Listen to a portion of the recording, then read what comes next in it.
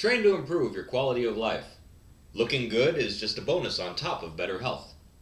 Smarter, not harder. Move, damn you!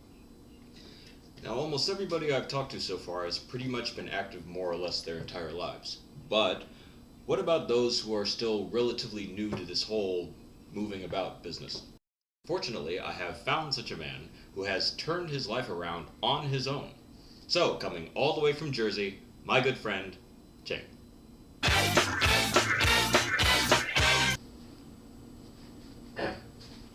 What is your name, age, height, and weight? My name is Ching Chow, 30 years old. I'm 5'8" and 185 pounds at the moment. Why did you start working out?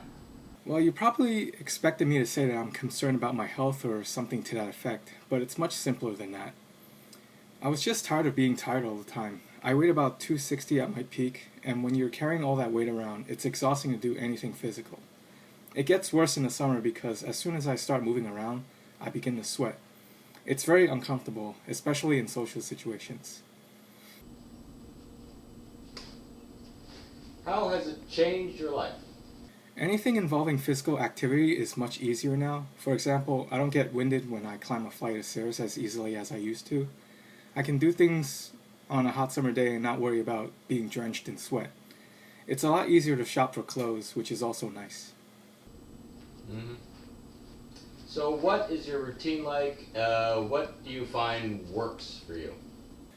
Nothing very intense. I stick to very basic exercises. I do sit-ups on my bench, standing push-ups against the wall, and I do simple workouts with free weights. Most of the time I'm on my stationary bike.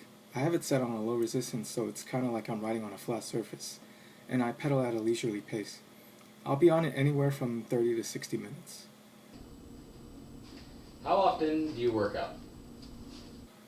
My goal is to lose 5 pounds every month, so I try to work out as much as I have to reach that goal. It comes to about 4 to 6 times a week. It might seem a lot, but keep in mind I'm not doing anything that's too intensive.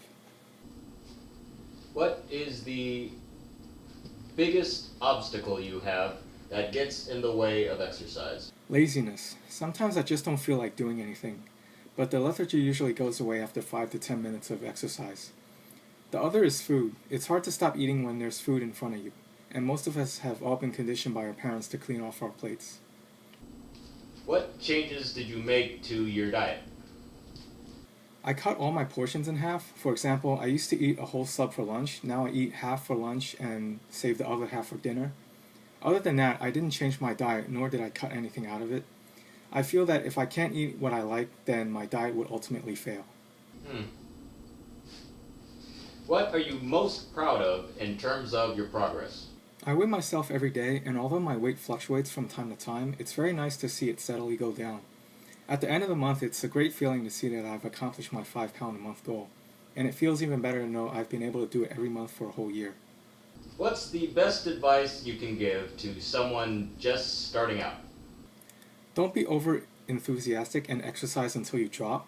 If you feel tired and exhausted after every workout, you're not going to want to keep doing it. Set reasonable goals, otherwise you'll just be discouraged when you fail. As for eating, it takes time before you feel the effects of food, so eat slower. Eat until you're not hungry, not until you're full. Try not to have too much food in front of you, and try not to clean off your plate every time. As a friend of mine once put it, just because there are starving children in the world, that doesn't mean you have to get fat. So don't let anybody guilt trip you with that nonsense. What are your goals for the future? As long as I have a belly, I'm going to keep going. My goal is to have a flat stomach. I like to have that at least once in my life.